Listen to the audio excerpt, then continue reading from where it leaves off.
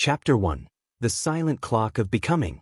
There is a moment, silent, unwitnessed, when a man decides to no longer remain who he has been. It does not come with applause. It does not come with signs. It comes like a blade of wind in the dead of night, felt only by the soul that has been sleeping too long. Most live their entire lives waiting for that moment to arrive wrapped in gold, ushered in with clarity and certainty, thinking one day they'll feel ready, when the stars align, when the fear subsides, when the voice inside finally says, "Now is your time." But time does not speak in words. Time speaks in erosion. It wears you down silently. It steals opportunity not with a roar, but with a whisper. A man waiting to feel ready is like a seed waiting for the soil to applaud before it grows. That day will not come. Because readiness is not a feeling. It is not a mood, not an omen. Readiness is the child of action. And action begins not when you feel something, but when you decide to become something. Let this be the day that a line is drawn. No fanfare. No more delays. No more seeking external validation or waiting for life to deliver a permission slip. The person you dream of being is not waiting for you in the distance. They are buried beneath the very skin you wear, watching you hesitate, begging you to stop pretending they are somewhere else. And the only way to meet them is to become them now. No more waiting. Do you think Edison felt ready when he watched invention after invention burn in failure, when the ridicule echoed louder than his own conviction? Do you think Carnegie felt ready when he was a poor Scottish immigrant cleaning up in a telegraph office, smelling of sweat and coal dust, watching others live the life he envisioned? They were not born with readiness. They forged it with resolve. They acted in defiance of readiness. And that defiance became power. You were not born to play the role of spectator in your own life. You are not here to admire your future self from a distance like a statue in a museum. You are here to embody them, step by trembling step, before the world even believes you can. And the world will not believe until you do. Because the world mirrors what you are, not what you wish to be. So you must act now, not as the person you feel like, not as the version defined by yesterday's doubts, but as the version carved in the blueprint of your highest becoming. Mindset is not a mantra. It is not a mood board or a morning affirmation repeated into the void. It is a furnace of thought. A sacred weapon forged in silence. It is the choice to direct your consciousness not by circumstance, but by design. And most have given up that power. They hand their mindset to the weather, to the news, to the opinions of strangers. But your mind is not a leaf on the wind. It is the helm of the ship. And if you do not take control of it, you will drift into storms not meant for you. You want to become the person you were born to be? Then stop feeding your mind like a beggar and start feeding it like a warrior. Every morning you wake is a declaration of war against stagnation. Every doubt is a test of the blade you carry inside. Every excuse is a chain that keeps you bound to a life too small for your soul. You were not made for smallness. You were not made to sit in rooms that shrink you, to carry conversations that dim you, to walk paths already paved by someone else's feet. You are here to forge your own terrain. The world is not short on comfort. It is short on courage. And courage does not wait for conditions to be perfect. Courage shows up bloodied and uninvited. It moves forward anyway. Lincoln knew this as he failed over and over again, failed in business, failed in elections, failed in love. But the man refused to become those failures. He wore them like armor. He let them refine him, not define him. That is the essence of belief.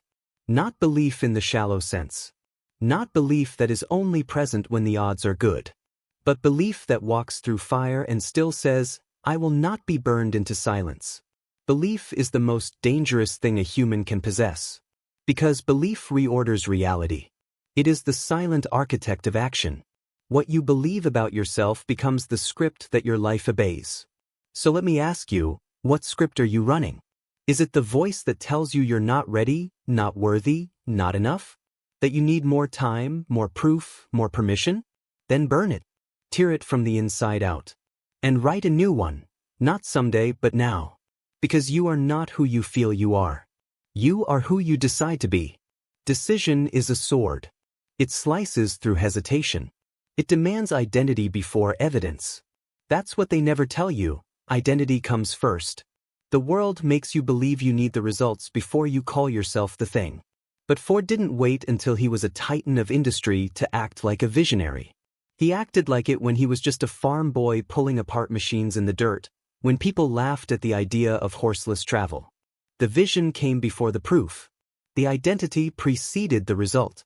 You do not wait to act like the person you want to become. You act like them now. You make decisions like them now.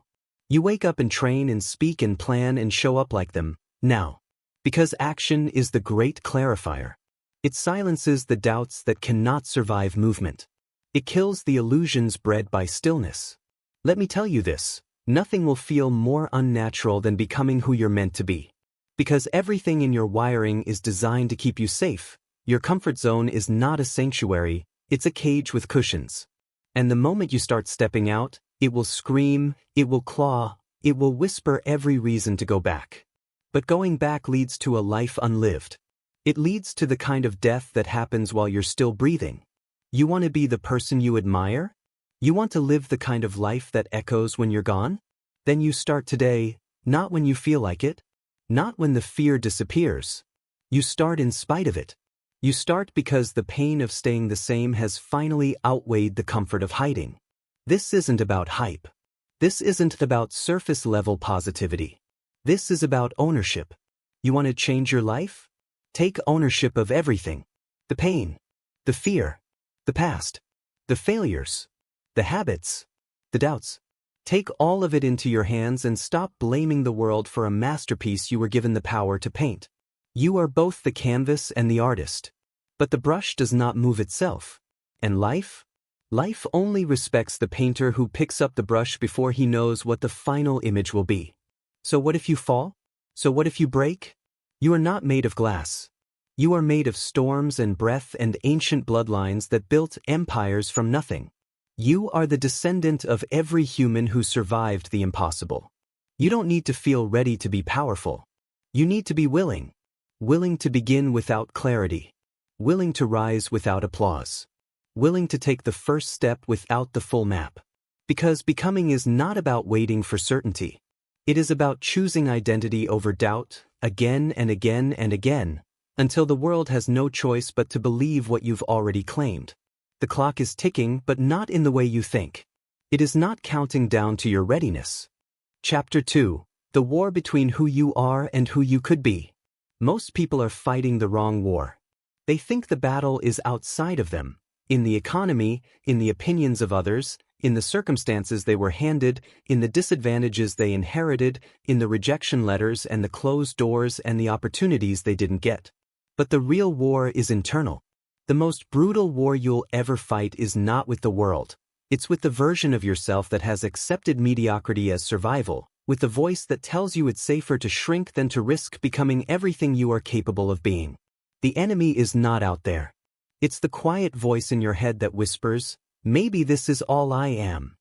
It's the voice that grew louder every time you were told to be realistic, every time you failed and took it personally, every time someone made you feel foolish for trying something bold, every time your ambition was mocked, your passion dismissed, your fire misunderstood.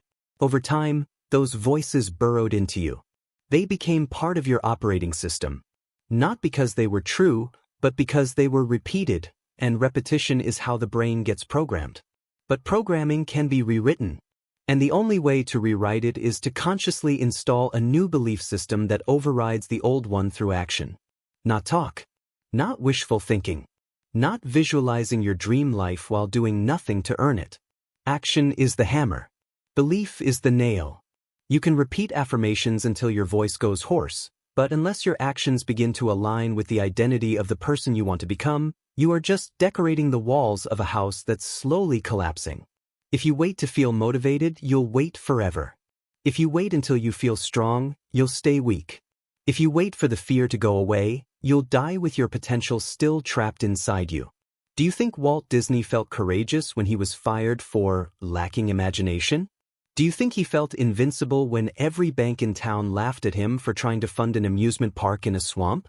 He didn't wait for the courage to come.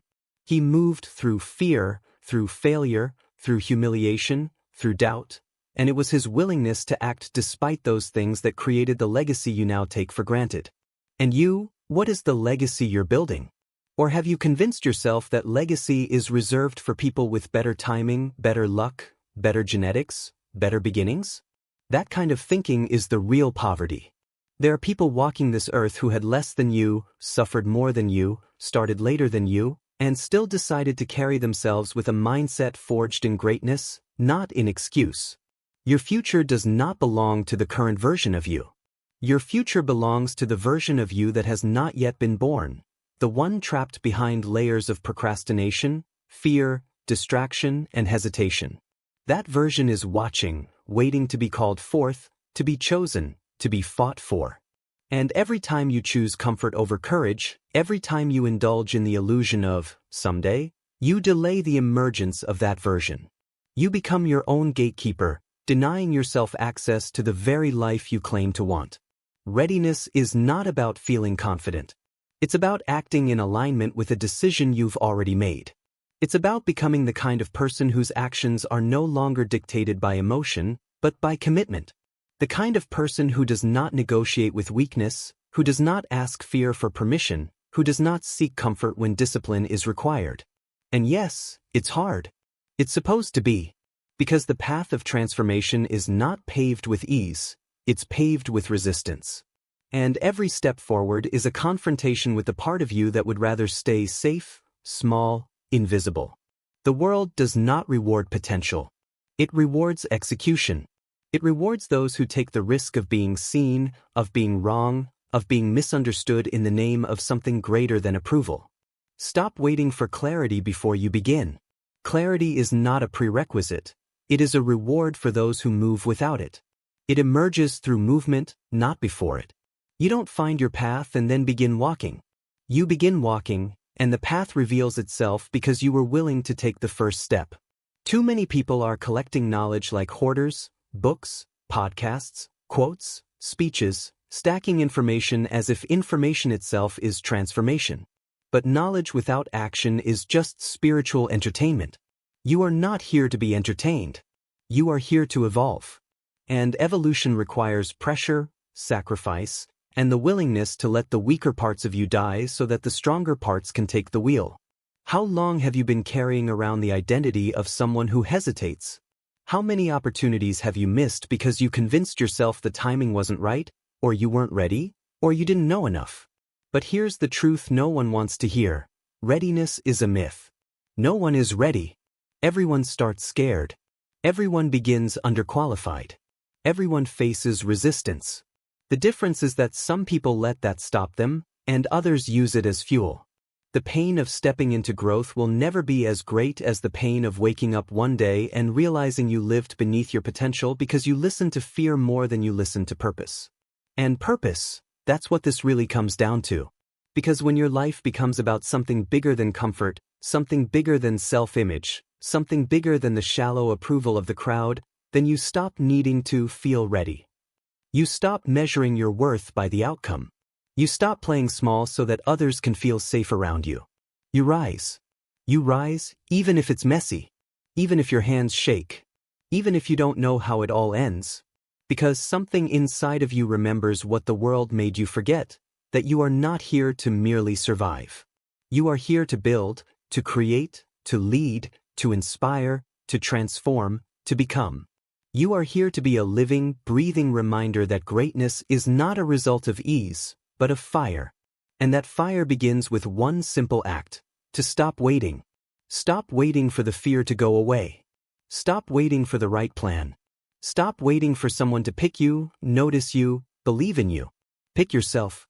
Believe in yourself before the world has a reason to. Choose yourself not because you've earned it yet, but because you've decided you will. Because you've drawn a line in the sand between who you were and who you refuse to be one day longer. The person you want to become is not waiting at the finish line. They are waiting inside you, right now, buried under years of hesitation, buried under layers of habits and distractions and numbing. But they're still there. They're not gone. They're just unused. And the only way to let them out is to stop waiting to feel like them and start acting like them. You want to change your life? Don't start with goals. Start with identity. Ask yourself, what kind of person does the life I want require me to be? Then start being that person immediately. Not when you feel like it, not when others see it. Because transformation begins the moment you take responsibility for the future you desire, and responsibility never asks how you feel, it asks what you're committed to. Chapter 3: Vision is the language of the future.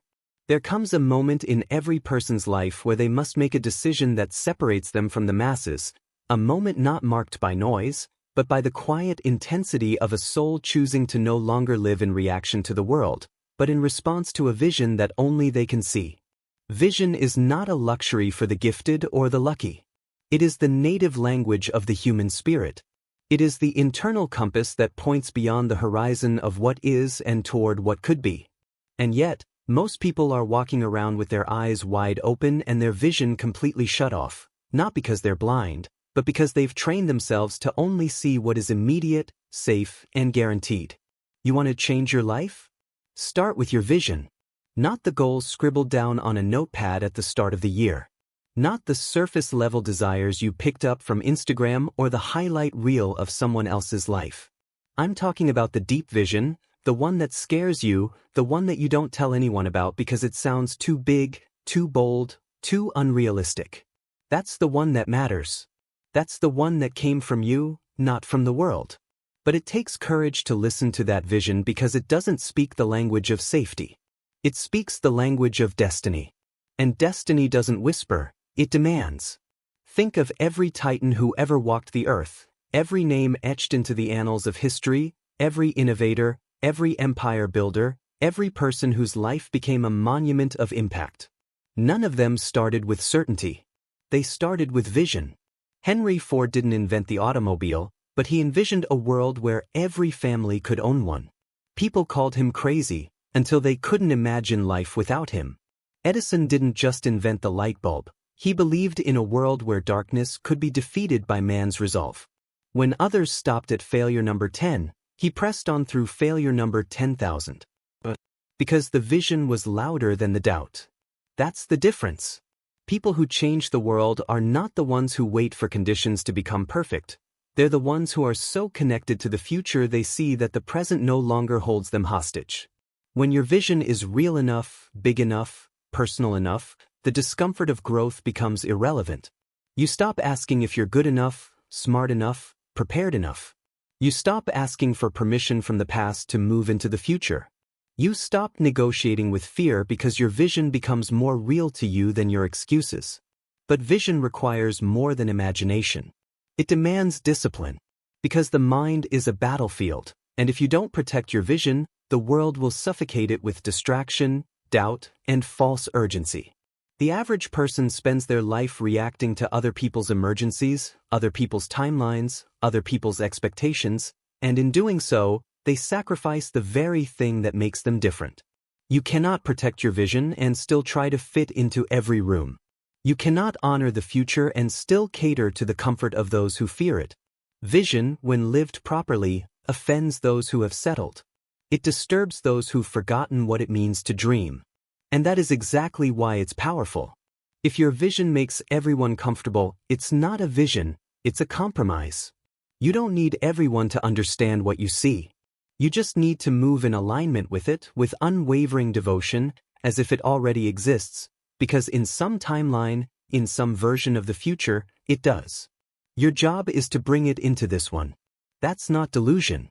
That's responsibility. Visionaries are not fantasists. They are builders of bridges between the invisible and the inevitable. But don't confuse vision with fantasy. Fantasy is passive. Vision is active. Fantasy is what people use to escape the pain of a mediocre present. Vision is what people use to redeem that present and reshape it into something worthy of the breath they've been given. Vision must be followed by systems, by action, by ruthless alignment. If you see yourself becoming a leader, then your decisions must reflect that identity now. If you envision yourself building an empire, then every small choice must echo that future. There is no such thing as an insignificant decision when your life is being built brick by brick through your behavior. Clarity doesn't come from standing still. It comes from moving forward with faith. The fog doesn't clear because you sit and analyze it, it clears because you walk through it. And that's what people get wrong about vision. They think they need to see the whole staircase to take the first step. But the first step is what activates the staircase. The first step is what tells the world, I'm coming. And when the world doesn't answer immediately, you don't retreat. You double down. You recommit. Because vision is not a feeling, it is a contract. And every day you either renew it with your actions, or you break it with your comfort. Your vision must be bigger than your moods, bigger than your setbacks, bigger than your temporary confusion or your occasional exhaustion. If the dream is real, then the discomfort is irrelevant. If the future you want to build burns bright enough inside you, then nothing in the external world can extinguish it. Not failure, not judgment, not delay, not even your own fear. You'll carry that vision through the fire because you've decided that the cost of not becoming who you're meant to be is far greater than the pain of the journey it takes to get there. And yes, it is a journey. But it's not a journey to a place. It's a journey to a version of yourself that already exists in potential, waiting to be unlocked through the decisions you make when no one's watching. Vision is not about waiting for opportunities to arrive. It's about becoming the kind of person who is prepared when they do. It's about cultivating the internal infrastructure strong enough to hold the weight of the future you're asking for. Because here's the truth, the life you want will cost you the life you have. It will cost you your laziness, your doubt, your procrastination, your victimhood, your distractions, your excuses. It will cost you friendships that no longer align, habits that drain your energy, beliefs that were handed to you by people who gave up on their own dreams.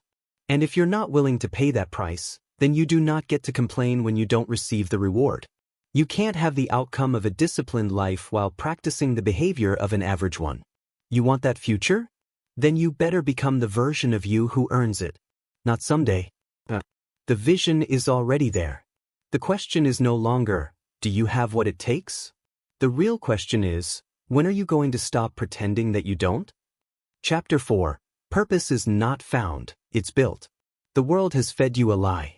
Over and over again, whispered beneath every slogan, slipped between every advertisement, embedded deep within the framework of modern culture, the idea that purpose is something you find. That it's out there, waiting for you like a perfectly gift-wrapped identity hidden beneath a rock you just haven't turned over yet. You've been told that one day it will reveal itself when the timing is right, when the stars align, when you've consumed enough content or healed enough trauma or waited long enough to deserve it. But that isn't how purpose works. Purpose is not found. It is built. It is forged. It is carved from the raw material of your struggles, your decisions, your suffering, your values, your defiance in the face of your own weakness. There is no map. There is no single path. There is no sign from the sky that says, this is it. And waiting for that moment, waiting to feel called, to feel inspired, to feel the perfect surge of clarity, is the fastest way to waste your life. Because what you're waiting for is not clarity. You're waiting for permission. Permission to act. Permission to trust yourself. Permission to stop explaining your ambition to people who were never meant to understand it. But no one's going to give you that. And the sooner you accept that the only permission that matters is your own, the sooner you start living instead of existing. Purpose begins when you stop trying to find it and instead start choosing it. Not once. Not as a one-time epiphany. But every single day. Purpose is not an idea. It's a behavior. It's not a title or a job or a brand or a mission statement. It is the result of relentless alignment between your values and your actions. If you value growth, but your habits support comfort, there is no purpose. If you value freedom, but your behavior reinforces dependence, there is no purpose. If you value greatness, but your decisions cater to average, you are betraying yourself at the deepest level, and that betrayal becomes a quiet corrosion. A slow death, a gnawing emptiness that no distraction, no possession, no approval from the outside world will ever be able to cover up. People say, I don't know what my purpose is. But that's not really the issue. The issue is that they haven't made a decision to commit to something that matters more than how they feel in any given moment. Because make no mistake, purpose will cost you. It will cost you ease. It will cost you comfort. It will cost you the ability to hide. Purpose demands that you become someone worthy of carrying it. It demands structure. It demands discipline. It demands the maturity to suffer for something other than your ego. Most people don't lack purpose because they're lost. They lack purpose because they are unwilling to do what purpose requires. You don't stumble into meaning. You build it through 1,000 small acts of alignment. You build it when you say yes to what strengthens you and no to what weakens you. You build it when you stop asking what the world can offer you and start asking what you are willing to give to it. You build it every time you sacrifice who you are for who you could be. That's where it starts, not in clarity, but in conviction. Not in certainty, but in the decision to show up fully even when you have every reason not to. And here's the part they don't tell you. Your purpose doesn't have to make sense to anyone else. It doesn't need to be impressive.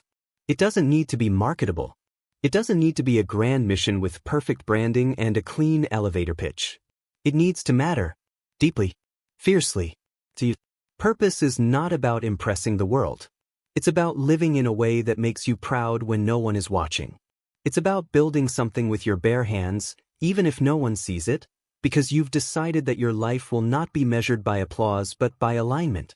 Look at the lives of those who've built something enduring. Carnegie, who went from working 12 hours a day in a cotton factory at the age of 13 to becoming one of the most influential industrialists in history, his purpose was not given to him. It was extracted from years of sweat, sacrifice, self-education, and strategic obsession. Or look at someone like Viktor Frankl, who lost his entire family in the concentration camps and still had the clarity to say that life is never made unbearable by circumstances, only by lack of meaning and purpose. These men weren't born into purpose. They chose it, daily, through heartbreak, through hardship, through humiliation. So stop waiting to feel ready. Stop waiting for the lightning bolt of inspiration to strike. It won't. What will happen is far less glamorous and far more sacred. You will wake up one day, and instead of asking, "What do I feel like doing?" you will ask, "What must be done?" And in doing what must be done, you will stumble upon a deeper version of yourself. One that is not intoxicated by comfort or validation, but anchored in meaning. One that does not need the world to confirm their value, because they have earned their own respect through action. Purpose is not reserved for the extraordinary. Purpose makes people extraordinary. But only if you are willing to serve it. So serve it. Even when no one claps. Even when no one believes. Even when you're tired and lost and confused and scared. Especially then. Because the real test of purpose is whether it holds when everything else falls. The world will try to rip it out of your hands. But if it's real, if it was built with blood, not borrowed from someone else's story, it will hold. And so will you. You don't need to feel ready. You need to feel called. Not by some outside force, but by the fire you buried under years of doubt. Dig it up. Fan it back to life. Let it burn away everything that no longer belongs to the version of you who's finally done waiting. You're not looking for your purpose anymore. You're building it, with every choice you make from this moment forward. Chapter 5. Discipline is the bridge between identity and reality. Every dream, every goal, every version of yourself you've ever imagined lives on the other side of discipline. Not motivation. Not excitement. Not inspiration. Discipline, the unromantic, unforgiving, unglamorous process of doing what must be done, especially when you don't feel like it. It's not a virtue reserved for elite athletes or monks on mountaintops. It's the cornerstone of becoming anything meaningful. Because at some point, the fire of inspiration dies down, the applause stops, the novelty wears off, and what's left staring back at you is a question far more important than how badly you want it. The real question is, can you show up for it even when it stops feeling good? That's where the line is drawn. That's where most people fall off. Not because they lack vision, not because they lack potential, but because they never developed the muscle to keep going without the emotional payoff. The truth is, becoming who you were meant to be requires sacrifice. And the first sacrifice is the illusion that discipline is something you either have or don't have. It's not. Discipline is not a trait. It's a decision. And that decision gets made daily, sometimes hourly, in moments no one sees, in choices that seem invisible, in quiet seconds that determine whether you step forward into evolution or fall backward into old patterns. You say you want a different life. Then look at your routines. Because your identity is not written in your journal. It's written in your habits. It's written in your calendar, your food choices, your sleep patterns, your ability to say no to comfort and yes to what expands you. Your rituals are more honest than your dreams. Anyone can dream big, it costs nothing. But to live big, to become big, that takes the daily death of your weaker self. It takes turning away from the instant gratification that tempts you at every corner and turning toward the long path, the difficult one, the path that asks for everything and promises nothing in return except growth. And growth isn't comfortable. It isn't convenient. It doesn't ask for your permission. It asks for your discipline. The most misunderstood concept in the modern world. Because we've been taught to worship emotion, to act only when we feel aligned, to trust our energy, to honor our mood. But feelings are liars. They are weather systems passing through your mind, and if you build your life around them, you'll be swept away by every storm. Discipline is what anchors you when the storm hits. It is the internal structure that keeps you aligned with your purpose when motivation evaporates. It is the quiet voice that says, get up anyway, do it anyway, push forward anyway, even when every part of you wants to fold. That's the gap between who you are and who you could be. Not talent, not potential, not intelligence, but your ability to consistently follow through. To keep promises to yourself even when no one's watching. Especially when no one's watching.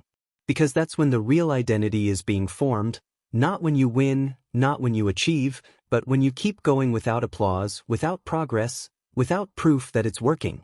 That's the dark room where greatness is born.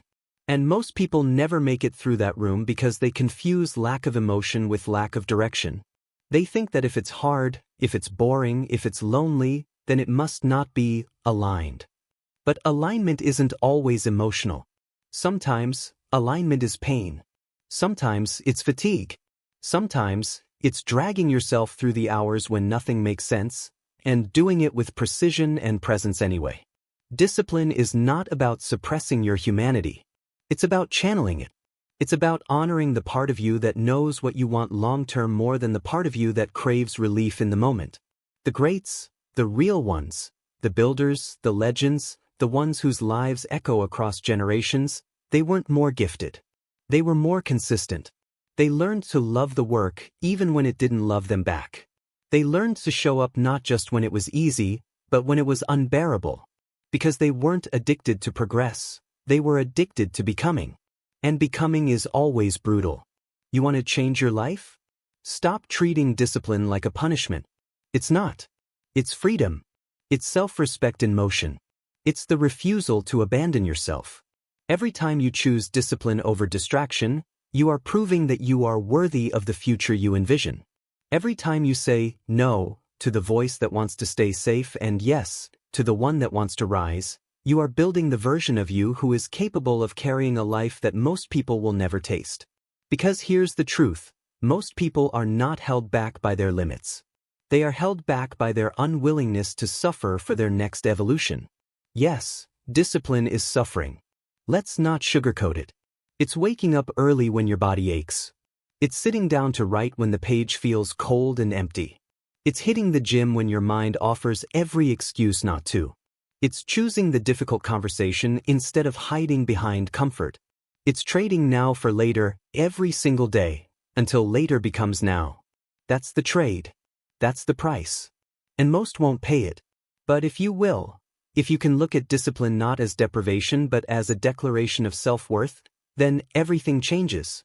Because now you're not hoping for results. You're earning them. Brick by brick. Repetition by repetition. Day by uncompromising day. And the best part? Discipline compounds. The more you keep your word to yourself, the more powerful you become. Not because life gets easier, but because you get harder to stop. You build momentum, and with momentum comes a different identity, a quieter mind, a stronger core, a sharper will. The kind of person who doesn't wait to feel ready. The kind of person who creates readiness through action. The kind of person who no longer dreams of transformation, because they live it every single day, through the structure they've chosen to carry. This is not about being perfect. It's about being relentless. It's about never again handing your future to how you feel in the moment. It's about deciding that nothing, not comfort, not fear, not mood, not fatigue, will be more powerful than your purpose. Discipline is the bridge. It will hurt to build it, but it will hurt more to live your life without crossing it. So build it anyway. And keep walking. Chapter 6. Action is the only antidote to fear. There's a moment, quiet, terrifying, decisive, when you realize that the only thing standing between you and the life you're capable of living is movement. Not another course. Not another opinion. Not another piece of advice from someone who never built what you want. Not another year of sitting in analysis, researching how to be better while continuing to avoid the one thing that actually creates change, action. Nothing changes until you move. Not your mind.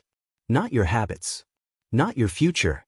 You can read every book in the world, watch every video, highlight every quote, and still be stuck in the same patterns if your behavior remains unchanged. Because transformation is not intellectual. It's physical.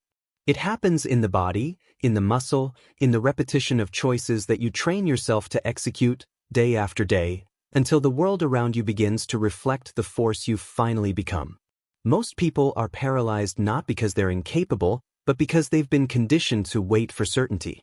They think they need to feel ready, to have a clear plan, to be confident, to be validated, to be trained, to be told it's time, as if the moment will ever arrive when everything is perfectly aligned. It won't. That moment is fiction. Clarity comes after movement, not before it. Confidence comes after the courage to act without it. And readiness, real readiness, is the result of doing the thing before you feel worthy of doing it.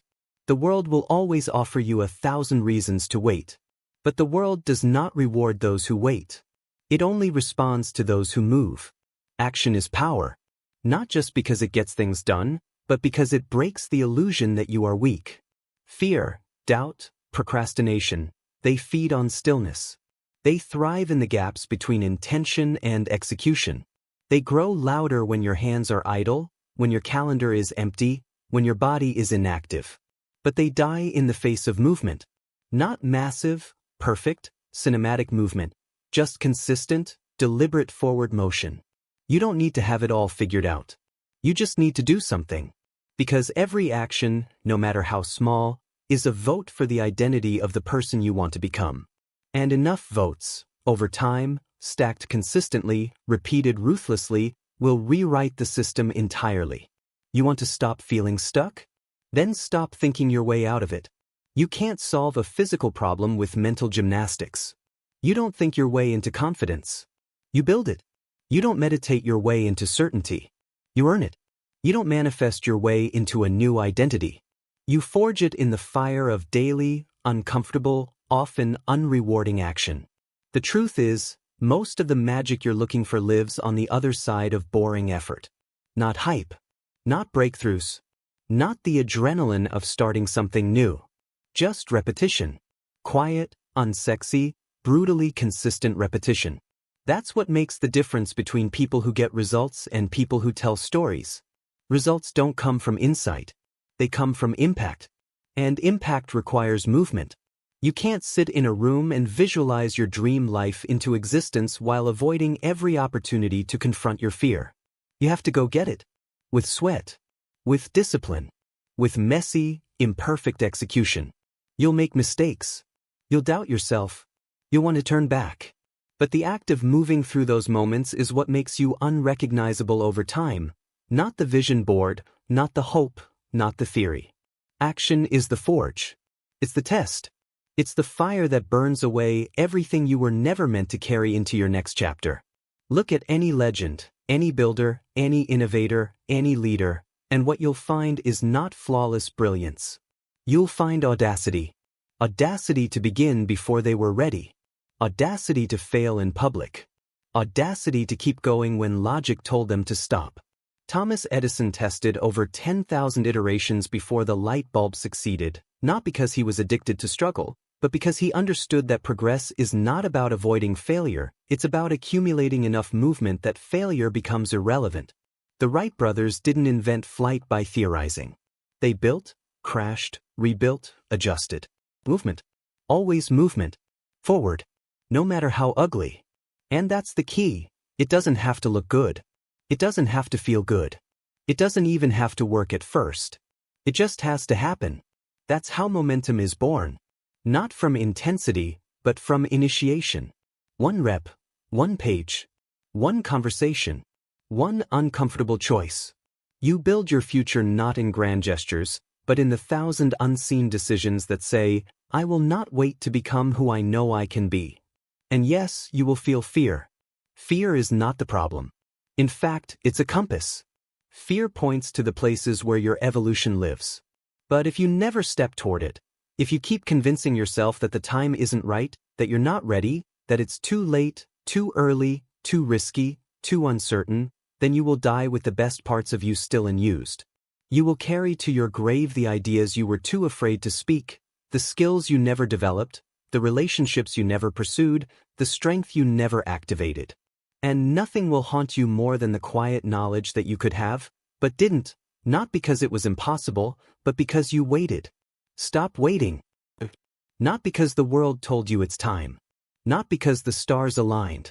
But because you're done living as the version of yourself that hesitates.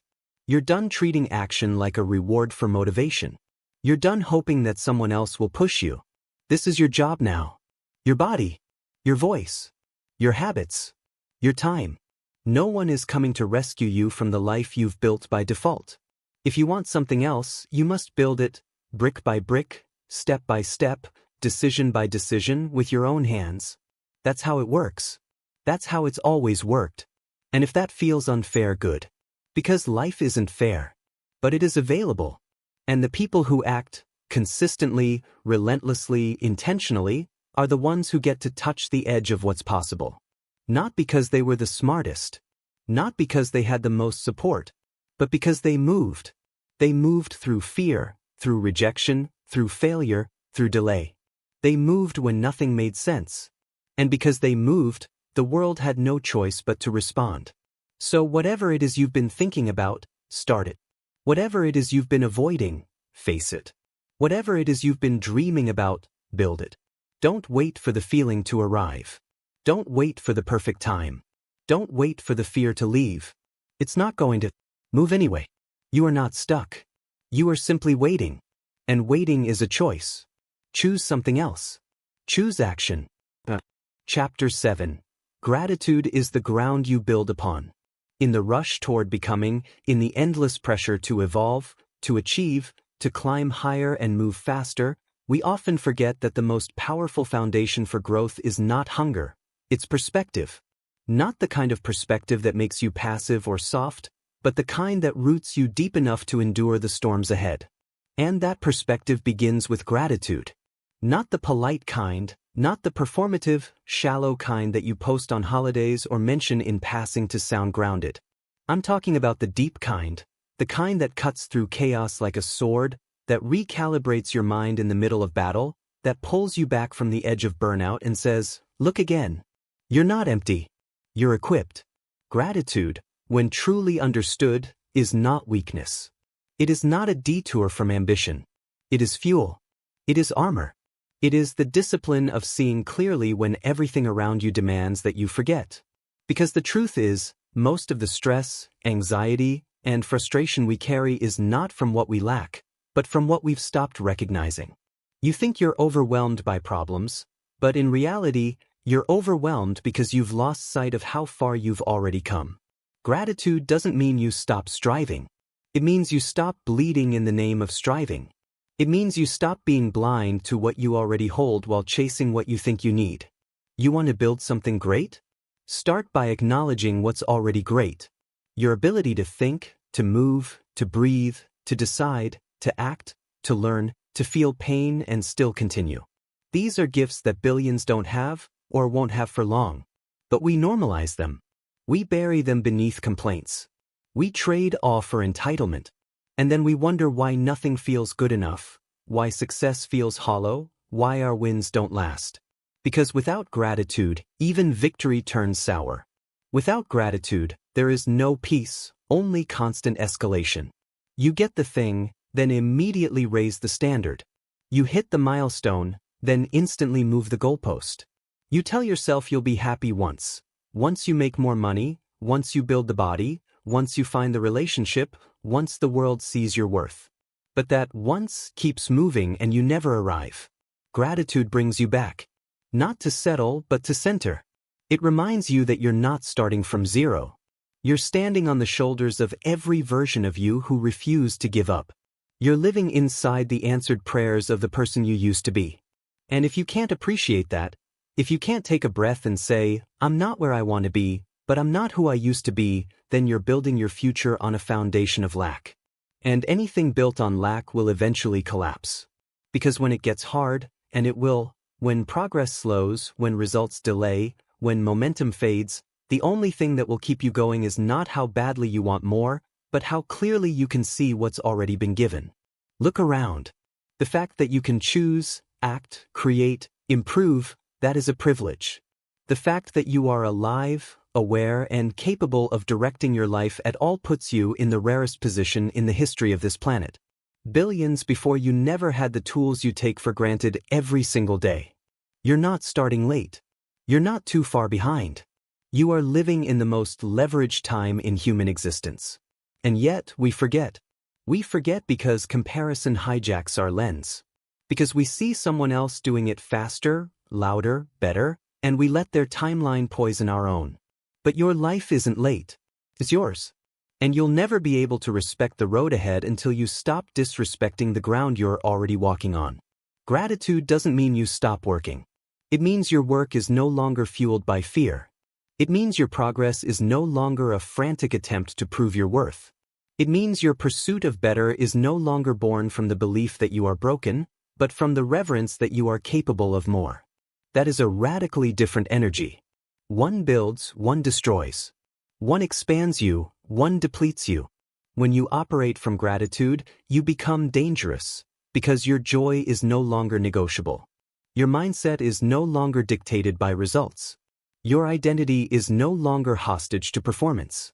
You can walk into rooms knowing that nothing needs to be perfect for you to be present. You can keep building not to feel worthy, but because you already are. And here's the paradox.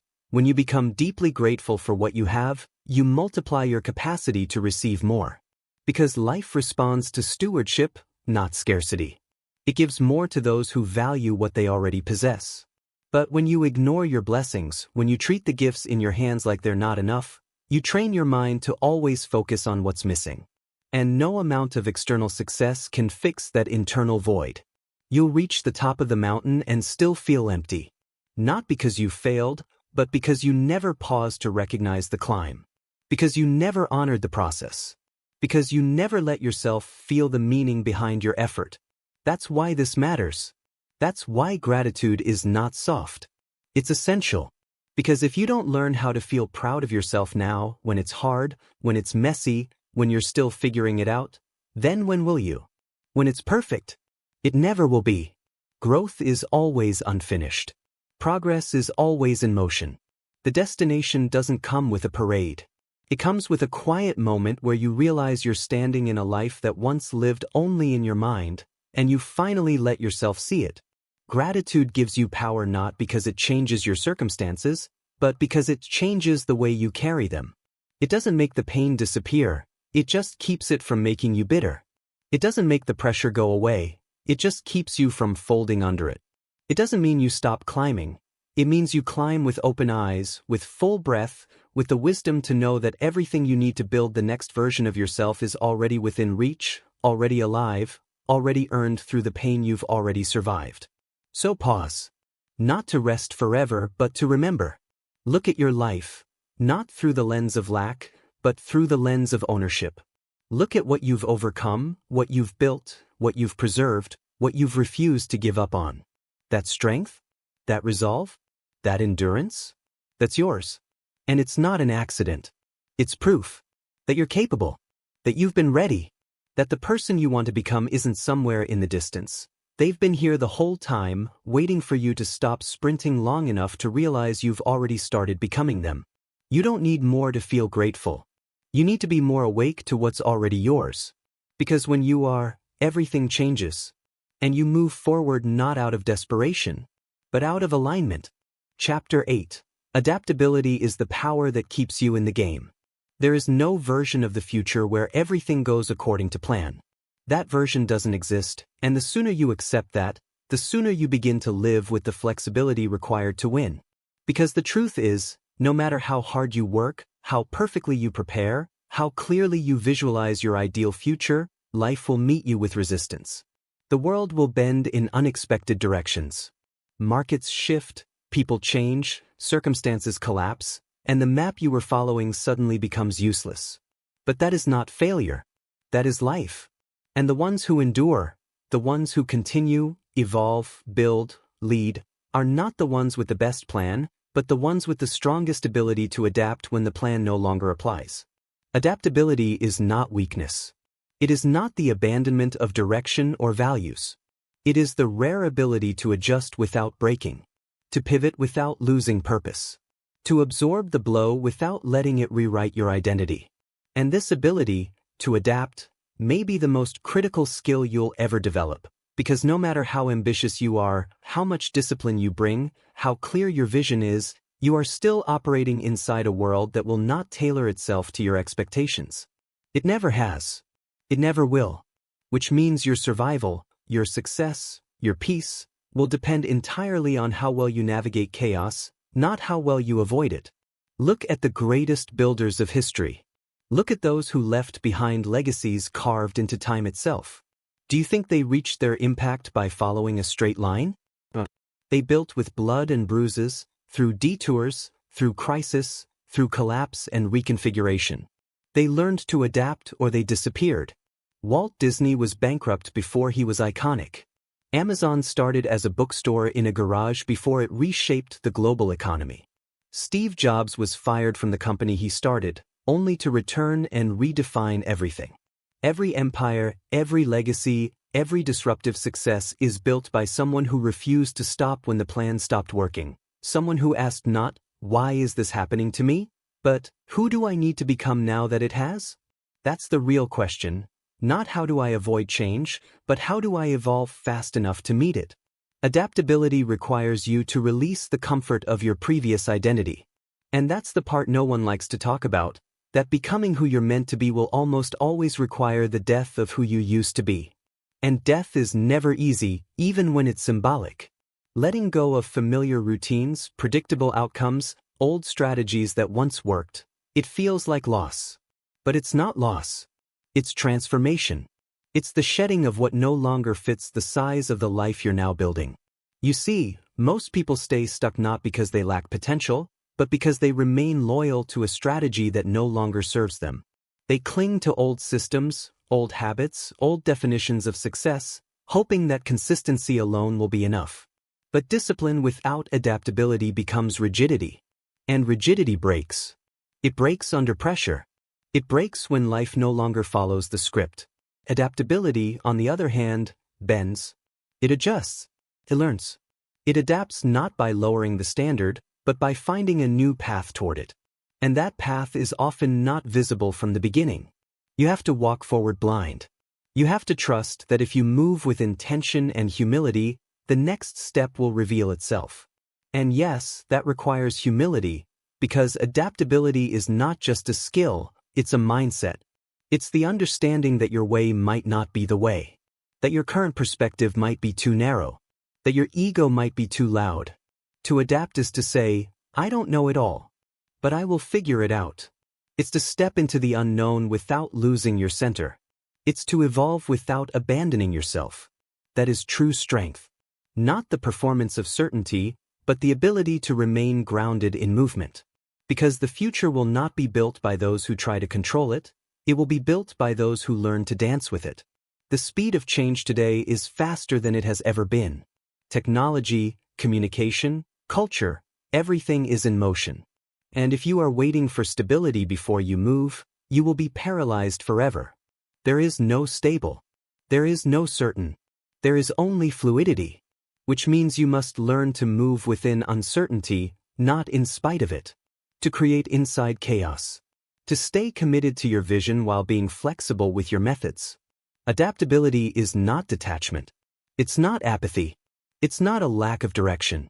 It's the opposite. It's fierce, intentional direction that is so clear it cannot be broken, only rerouted.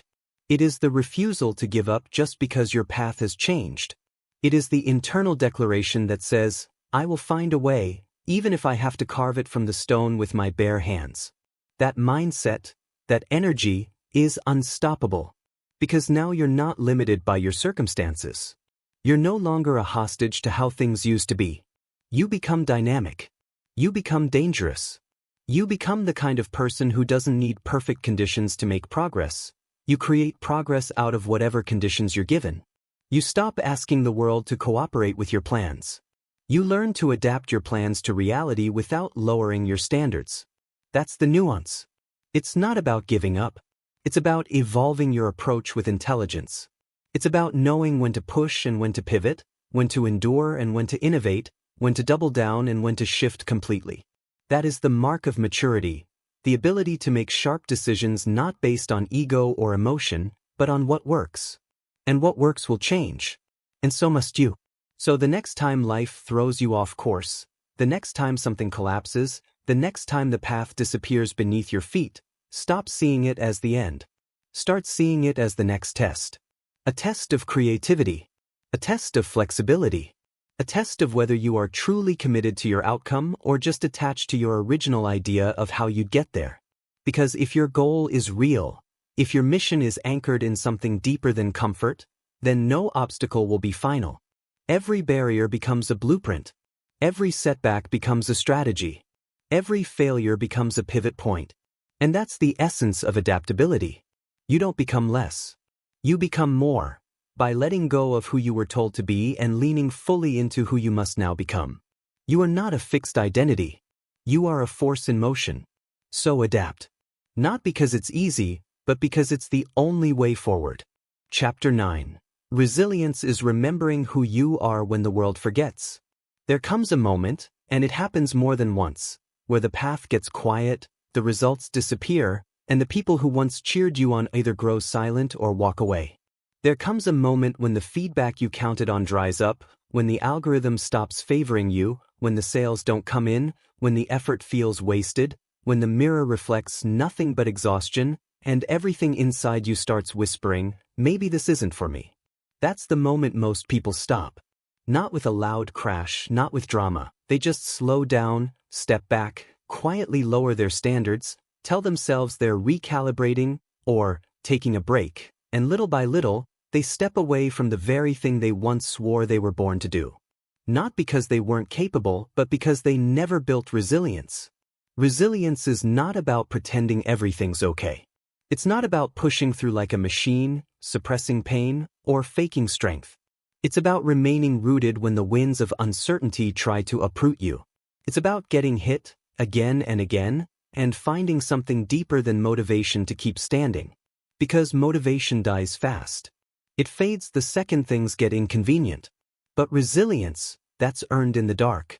That's built in the days where no one claps, where nothing works, where progress is invisible. It's in those moments where you prove to yourself, I do not quit just because it hurts. And yes, it will hurt. Because anything worth having will demand that you evolve into someone worthy of it. Not once. Repeatedly. Because life has a way of stripping away everything that is weak, everything that is unprepared, everything that is performative. That's not cruelty, it's preparation. Life will not hand you more than you can hold, but it will stretch you until you can hold more. And resilience is the only way you survive that stretch without losing yourself.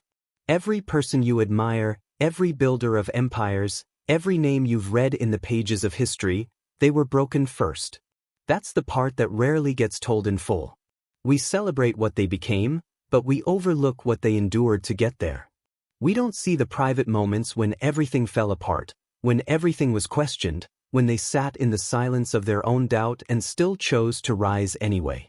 We forget that greatness is built not just in vision and execution, but in the ability to suffer well. To feel the fear and act anyway. To feel the pressure and not fold. To be disappointed but not derailed. Abraham Lincoln lost 8 elections, failed in business, suffered unimaginable personal loss, and was dismissed as irrelevant for most of his political life. But he endured. He endured because he was rooted not in popularity or progress, but in principle. Resilience lives there, in the parts of you that are non-negotiable. Not the image, not the metrics, not the praise, but the core. The conviction that says, I know who I am even when the world forgets. That's what you have to build. A foundation inside you so solid, so unshakable, that external chaos can rage and you still remain intact. You don't flinch. You don't panic. You don't abandon your values when things get hard. Because you've trained yourself to suffer with dignity, to endure with grace, to bend without breaking. You've trained your nervous system not to run from adversity, but to breathe inside it. You've trained your mind not to see hardship as punishment, but as the sacred fire where your next evolution is forged. That's the shift, when you stop fearing the fire and start respecting it. When you stop asking why things are so hard and start expecting it to be. Not in a pessimistic way, but in a way that makes you ready. Life isn't against you. It's testing you. It's offering you the weight that will make you stronger, if you choose to lift it. And yes, you will want to quit. You will want to lower your standards. You will want to blame the timing, the market, the critics, the obstacles. You will want to tell yourself it's just not working. And in those moments, you'll be given a choice that defines everything. Do I let this moment shrink me? Or do I rise inside it? Because resilience is a choice. Not a one-time decision, a repeated, daily decision. To keep going when you've lost the reason why. To keep building when the momentum is gone. To keep believing in the version of yourself that no one else sees yet, not even you. That's not inspiration. That's identity. And the more you choose it, the more it becomes who you are. Resilient people are not superhuman. They're just the ones who refuse to abandon themselves. When life tells them to break, they bend. When it tells them to stop, they shift. When it tells them they're done, they decide otherwise. And that decision is everything. Because you don't get to decide what life throws at you, but you always get to decide who you are in response. So ask yourself, what would it look like to stop retreating every time it gets hard? What would it feel like to stand your ground, even when your legs shake? What would it change if you built an identity around the simple truth that you are harder to kill than your circumstances? Because you are. You've been through more than you give yourself credit for. You've survived storms that no one knows about. And if you're still here, if you're still breathing, then you're still in the fight. And that means it's not over. That means you have more strength to access. That means you have more to build. That means you can still become someone so deeply anchored that nothing on the outside can destroy what's been decided on the inside. This is resilience, not the absence of hardship, but the refusal to let hardship have the final word. So when it hurts, when it fails, when it falls apart, when it feels like everything is against you, stand anyway, speak anyway, build anyway, become anyway. Because the future does not belong to the strongest. It belongs to the ones who refuse to stay down. Chapter 10. Learning is the discipline of the evolving mind. The single greatest advantage you will ever have is not talent, not intelligence, not a perfect plan or ideal circumstances. It's the ability to learn faster than life can break you. It's the discipline to look at every situation, especially the ones that didn't go your way, and say, what is this here to teach me? And not in a passive, philosophical sense, but in a practical, urgent, actionable way that says, I refuse to go through anything without extracting something from it. Because when you stop learning, you stop growing. And when you stop growing, the world moves on without you. Evolution doesn't wait for you to catch up. It rewards those who stay awake, aware, and adaptively intelligent. Learning isn't just for classrooms or formal systems. It's not a phase you go through in school. It is the most vital survival mechanism you have. And yet, so many people plateau, not because life has stopped offering lessons, but because they've stopped listening. They stop updating their worldview. They stop adjusting their behaviors. They get addicted to being right, to being validated, to being certain, and in doing so, they trade their potential for the comfort of familiarity. And then they wonder why nothing changes. But nothing changes because they haven't changed. because the version of themselves they bring to the table is still operating on outdated software, still reacting to life with old patterns, still applying old strategies to new seasons. But evolution punishes stagnation.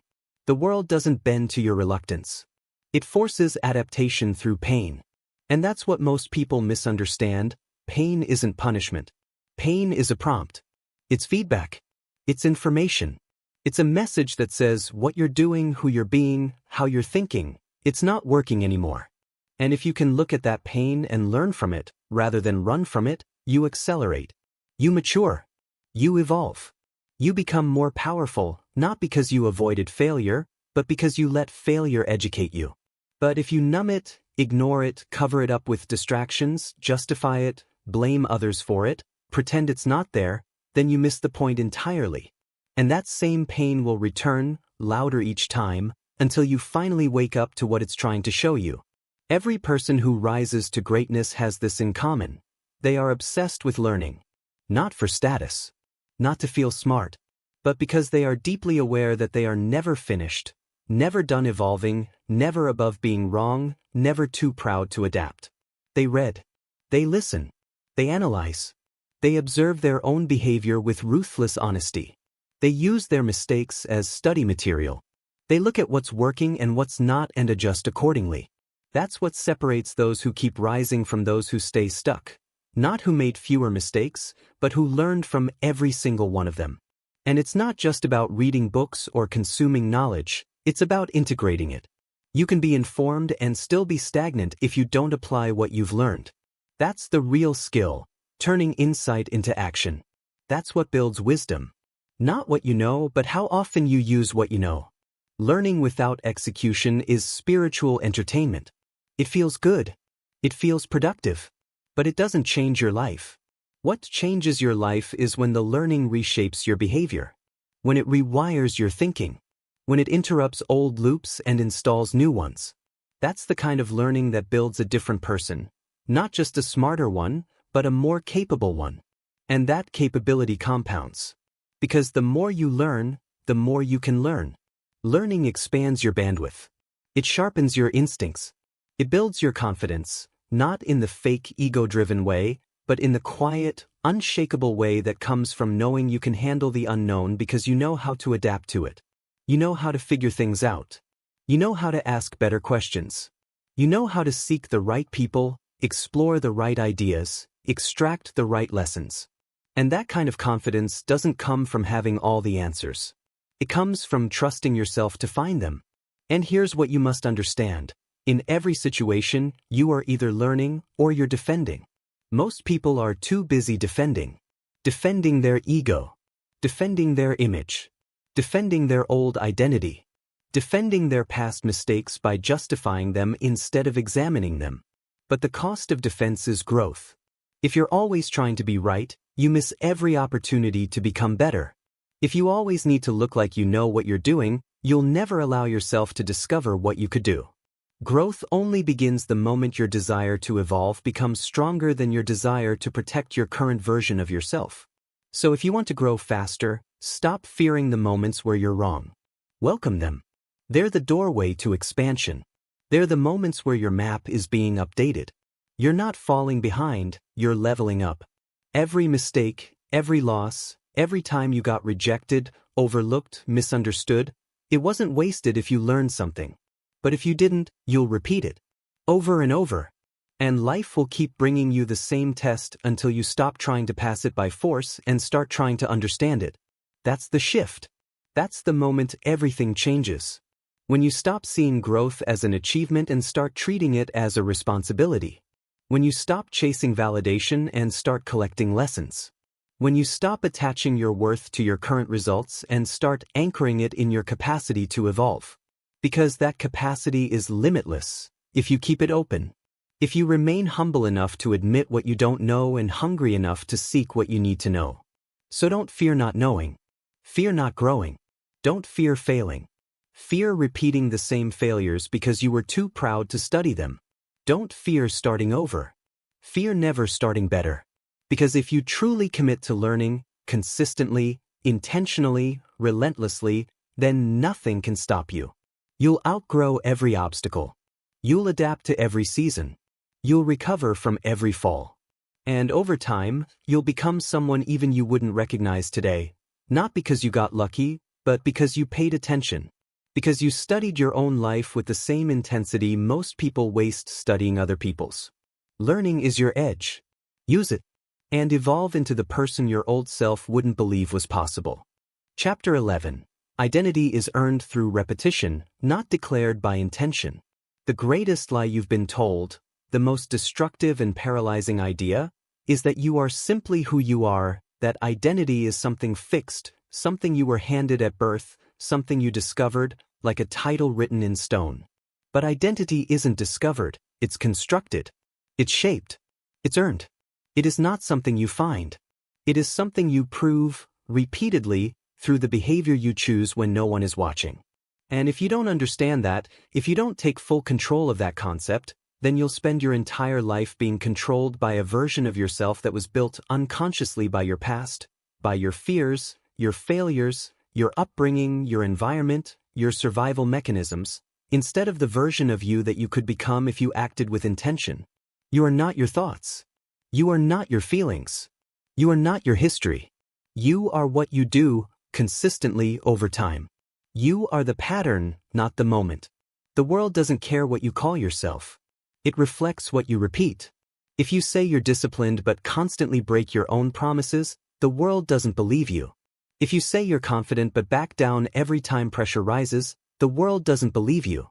And neither does your own nervous system. Because your subconscious doesn't respond to your intentions. It responds to your evidence. And every time you act, you're either reinforcing the identity you want or deepening the one you're trying to escape. This is why most people never change. Not because they don't want to, but because they're still living as prisoners of an old identity they never actually chose. They inherited it. They absorbed it. They accepted it. Somewhere along the line, they were told who they are, what they're capable of, what kind of life someone like them can have, and they believed it. And once identity sets in, it becomes the lens through which they filter every decision. Not consciously, but instinctively. So when an opportunity shows up, they don't ask, is this possible? They ask, is this me? And if the answer doesn't align with their internal blueprint, they sabotage it, not because they can't rise to meet it, but because they've never trained themselves to. And training is everything. You do not become confident by repeating mantras in the mirror. You become confident by doing hard things, repeatedly, until the part of you that used to panic now responds with calm. You do not become focused by reading about focus. You become focused by eliminating distractions, again and again, until your brain is reconditioned to recognize attention as a non-negotiable. You don't become a high performer by visualizing yourself as one. You become a high performer by showing up like one, day after day, especially on the days you don't feel like it. Identity is not a fantasy. It is a behavioral track record. It's not who you say you are, it's who you've trained yourself to be through action. But here's the key most people miss. Identity is not all or nothing. It's not a binary switch. It's built in layers, in quiet, invisible moments. Every time you say no to the old habit and yes to the new one, you're laying another brick. Every time you get up early instead of hitting snooze, you're laying another brick. Every time you finish the workout, keep your word, stick to the plan, choose the harder right over the easier wrong, you are constructing a new internal story. And eventually, that story becomes so strong, so embedded, that it becomes automatic. Not because it's easy, but because it's who you are now. Not by claim, but by proof. And the truth is, your brain will believe anything you prove to it enough times. It doesn't care whether the belief is empowering or limiting. It just records consistency. That's why people can become addicted to failure. That's why some people become professional victims. They've lived in that story so long, acted it out so many times, that it becomes their reality, not because it's true, but because it's familiar. Because repetition creates identity. That's the power and the danger. Because the same force that traps people in destructive identities is the same force that can rebuild them from the ground up, if used intentionally. So stop asking if you are the person you want to become. Start behaving as if you already are. Make decisions from that identity. Eat like them. Train like them. Speak like them. Solve problems like them. Show up to discomfort like them. Not to fake it, but to build it. You're not pretending. You're installing. The same way you train a muscle, you train an identity. And over time, the friction decreases. The resistance fades. The new you becomes the default, not because of willpower, but because of architecture. You built the internal system to hold that identity in place. But here's the part that most won't want to hear. This takes time. It takes effort. It takes repetition in the dark. And that's where most quit. Not because the dream is too big, but because the work feels too slow. They want to skip the season of becoming. They want to feel like the new identity without earning it. But that's not how this works. You must bleed for the new story. You must invest in it. You must create so much behavioral alignment that eventually, the new identity isn't something you're reaching for, it's something you can't turn off. That's when you've won. Not when the world claps. Not when the results show. But when the new standard becomes your minimum. When what used to feel hard is now your baseline. When who you used to be no longer fits the room you now walk into. That shift, that deep, irreversible shift, is only possible when you stop wishing for a new identity and start proving it. So choose carefully what you repeat. Your habits are not just actions, they are votes for your future. Your standards are not just preferences, they are declarations of who you're becoming. Your rituals, your boundaries, your self-talk, your routines, all of it, every day, is either confirming the old story or constructing a new one. You are not stuck. You are under construction. And the version of you that you dream of becoming is not waiting to be discovered. It is waiting to be built. Chapter 12. The becoming was always the point. There is a final realization that hits you when you've pushed long enough, failed often enough, learned deeply enough, endured more than you thought you could, a moment of quiet, startling clarity where you finally understand that the goal was never really the destination.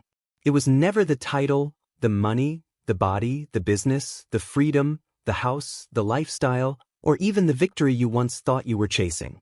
The real goal, the real prize, was who you had to become in order to earn it. That's the truth no one tells you when you begin, because you wouldn't understand it at the start. You had to walk through the fire first. You had to let life carve into you the shape of your next self. It was never about achievement for the sake of achievement. It was about transformation. About building the mental, emotional, physical, spiritual architecture required to carry a life of power and purpose. About becoming the kind of person who doesn't fold under pressure, who doesn't seek comfort above all else, who can hold discipline in one hand and compassion in the other, who moves with certainty not because they have guarantees, but because they became someone who no longer needs them. That person, the one you were chasing, visualizing, fantasizing about, wasn't out there waiting to meet you. They were inside you all along, buried under years of noise, fear, conditioning, and delay.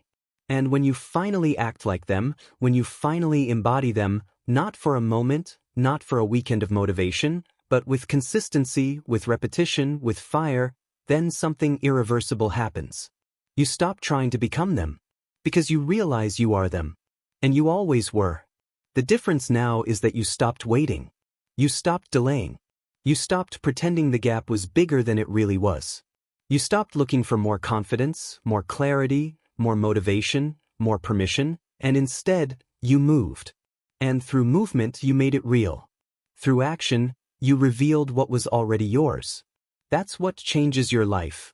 Not information, not intentions, not feelings, but the consistent behavior of someone who no longer negotiates with mediocrity. Someone who doesn't wait to feel ready. Someone who doesn't ask for certainty before they begin.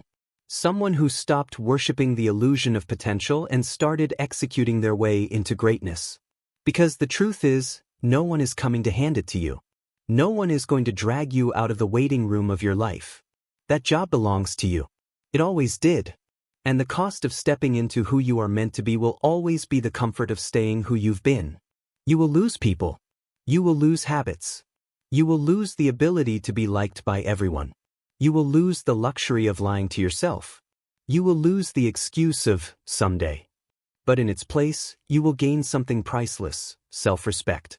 The kind that doesn't shout, doesn't show off, doesn't need validation, because it's built in the dark, earned through effort, reinforced by discipline, sharpened by pain, and owned by the version of you that finally decided to stop delaying greatness. You see, the world doesn't change for those who wait. It changes for those who decide. And that decision isn't about intensity. It's about identity. It's about walking into every day with the unshakable knowledge that you don't need to feel perfect to act with power. You don't need the mood to match the mission. You don't need the ideal moment to make progress. You only need to own your direction and move with enough consistency that your mind starts to believe what your behavior keeps proving. And this is where most people misunderstand what becoming really means. They think it's a linear path. They think it's an arrival point. But becoming isn't a finish line, it's a lifetime contract. A permanent, ongoing responsibility to stay awake, to stay intentional, to keep evolving even after you've accomplished what others said was impossible. Because once you've proven to yourself that you can become someone different, you can never unknow that power. You will never again be able to lie to yourself about what's possible. You will never again believe the narrative of "I can't," not because everything is easy now, but because you've built the internal evidence that hard things don't stop you anymore. You no longer live for applause. You no longer need guarantees. You no longer expect life to hand you certainty. Because now, you bring you to the situation, and that's more powerful than any perfect plan. You are the variable. You are the leverage. You are the asset. And the longer you keep moving, learning, adjusting, rising, the more unstoppable you become. Not because the world becomes easier, but because you become harder to knock down. And if there's one final truth to remember, one final shift that locks all of this in place, it's this: you do not rise by waiting to feel ready. You rise by refusing to stay the same. Readiness is the reward, not the requirement. Action is the cause, not the consequence. Identity is the product of daily, repeated courage, not the result of momentary inspiration. So stop waiting. Not because time is running out, but because you are wasting what could already be building. Every moment spent hesitating is a moment you could be reinforcing the version of you that does not hesitate. Every second you waste in self-doubt is a second you could be showing your subconscious who's in charge. Every day you stall is a day your future self doesn't get to live as the person you say you want to become. And that's the final test. Will you remain a character in your own mind, endlessly imagining the life you want but never becoming the kind of person who earns it? Or will you act, today, now, like the version of you who doesn't need another reason to rise, because they are the reason? No one's going to tell you when it's time. Because it's already time. You don't need to be more ready. You need to be more decisive. Stop waiting. Start building. Start leading. Start becoming. The version of you you've been chasing is already watching. It's not a fantasy. It's not a someday. It's you, once you finally stop pretending you need permission to rise. Now go prove it. You're done waiting. And the becoming, it starts now. Forever forward.